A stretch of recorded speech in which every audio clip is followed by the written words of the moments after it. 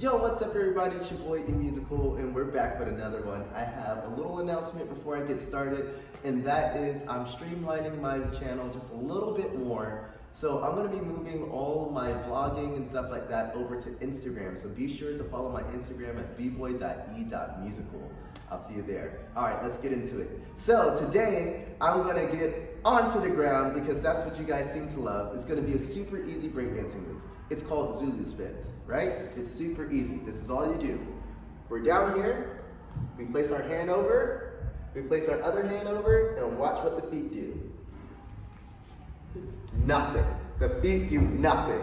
Isn't that wild? Now it gets a little bit like, you can make it a little bit more zesty by locking up your ankles like so. And at this point, all you do is bring your hand over. I'm gonna move over so you guys can see this hand.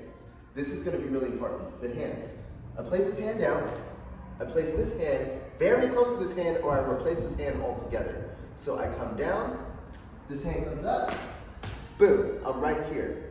When done properly, you can either move in the same place or you can move in a big circle, and let me demonstrate.